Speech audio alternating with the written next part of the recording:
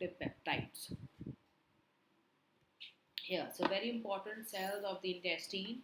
These columnar cells are basically modified here to form the absorptive columnar cells. Then the other one is the goblet cell. We can see this is the goblet cell. It is lightly stained and it is open. It opens into the lumen. These are your Paneth cells. Then we have certain enteroendocrine cells and undifferentiated cells. So coming to the absorptive columnar cells, the general characteristics of columnar epithelium apply to these columnar cells lining the mucous membrane of the small intestine. Now each cell, this one, has an oval nucleus located at its lower part. When seen under light microscope, the luminal surface of the cell appears to be thickened and to have striations in it perpendicular to the surface like this.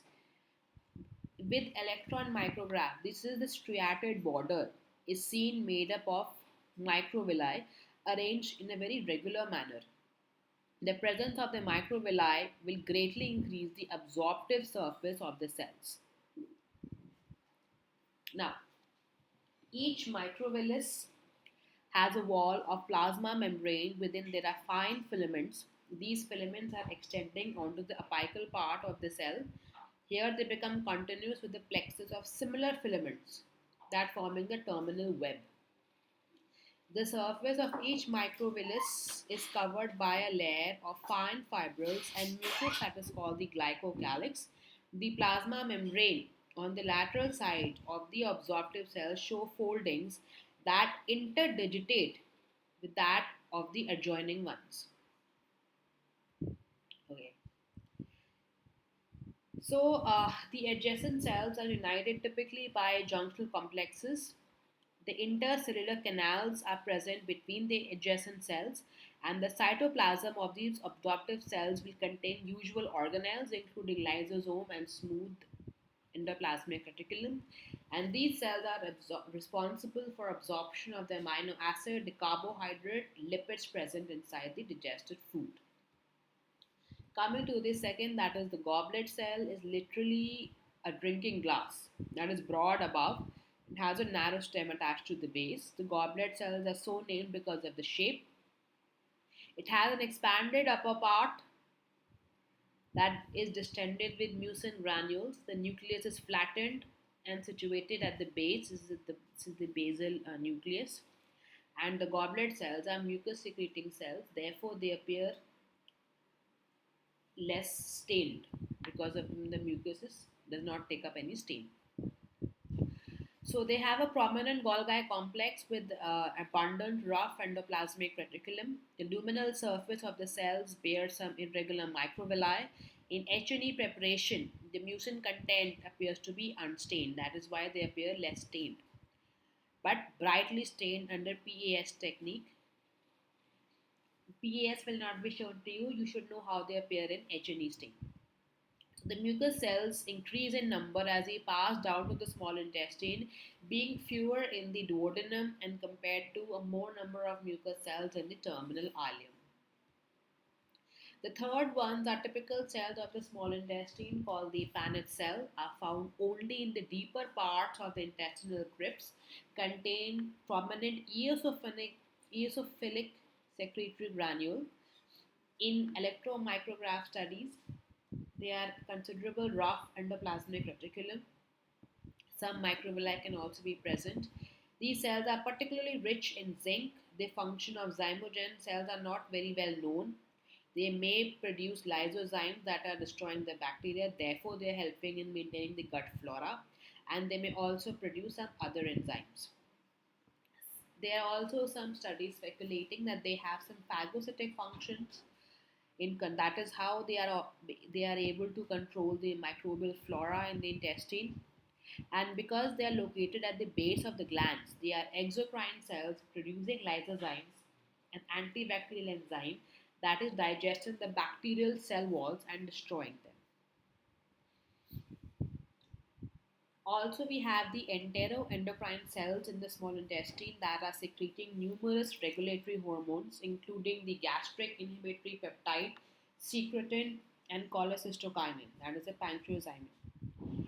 and they are directly opening up into the capillaries, and you all know how they function. Regulatory hormones under the bloodstream, their ductless glands, they directly open into it. Right. So the coming to the first part of the small intestine, which is the duodenum. This is this slide of the duodenum. You can see that it has so many glands inside the lamina propria and the submucosa glands, and this is a typical feature of the duodenum. So how to differentiate between the three parts of the small intestine? The duodenum is differentiated by the characteristic presence of branched tubular duodenal glands in the submucosa, and they are the excretory duct are penetrating the muscularis mucosae, opening into the base of the intestinal gland. Okay, so they are basically secreting directly into the lumen, and the main function is to protect the duodenal mucosa from highly corrosive action of the gastric content. Right. So basically, it is also behaving like a buffer to neutralize the acidic chyme to provide more favorable environment. And they are also producing, they are believed to be producing a polypeptide hormone called the urogastron that is inhibiting the hydrochloric acid secretion by the parietal cells in the stomach and increasing the epithelial proliferation of the small intestine. Okay, so these are typical features of the duodenum. You will identify duodenum by the presence of all the three things found typically inside the intestine, that is the intestinal plica circularis, microvilli, crypts of Leberkuhn, along with numerous glands packed in the submucosa. So coming to the ileum, you can see the finger-like projections over here, and these are still farther apart. These are more finger-like. They are more finger-like, but the important part is the presence of lymphatic nodules in the mucosa. That is typical of the ileum, called the Peyer's patches. So the lamina propria and submucosa will contain large lymphoid aggregates called the Peyer's patches. Overlying these lymphatic patches are specialized epithelial cells called the M cells. The cell membrane of these M cells show deep invagination that contain both the macrophage and the lymphocyte. So this is where the fighting of the antimicrobial is happening. So these are the three parts of the small intestine. This is the duodenum, characterized by the presence of Brunner's glands in the submucosa. The jejunum has the typical features of the small intestine mentioned, and the ileum typically contains large lymphocyte aggregates. So to summarize, the small intestine is a long convoluted tube divided into duodenum, jejunum, and ileum. Duodenum is the shortest segment with broad, tall, and numerous villi. Digastric contains and absorbs nutrients into blood capillaries and the lymphatic lacteals. It transports chyme, waste product to large intestine, releases several hormones. Now, long chain fatty acids are transported by the lymphatic lacteals. They contain numerous permanent surface modifications that increase the cellular contact for absorption. They are called the plica circularis, with a submucosal core extending onto the intestinal lumen. Villi are finger-like projections of lamina propria extending onto the intestinal lumen.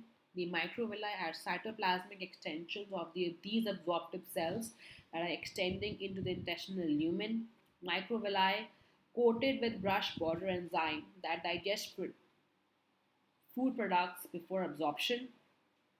Villi will contain a core of connective tissue with capillaries, lacteal and smooth muscle strands. Lamina propria filled with lymphocytes, plasma cells.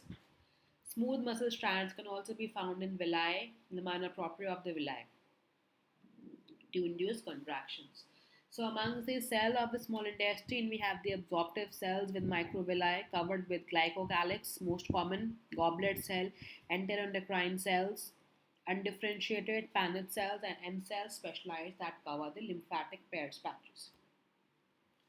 The glands of the small intestine located between villi throughout the small intestine, opening into the base of the villi in the intestinal lumen, penetrating the muscularis mucosae, the duodenal gland, especially on secreting urogastron. Coming to the lymphatic accumulation in the small intestine, there are Peyer's patches found. There are permanent lymphatic nodules found in the ileum, and overlying the Peyer's patches are specialized M cells, which are not found anywhere else in the intestine, which contain macrophages and lymphocytes. So this is all about the small intestine. Thank you.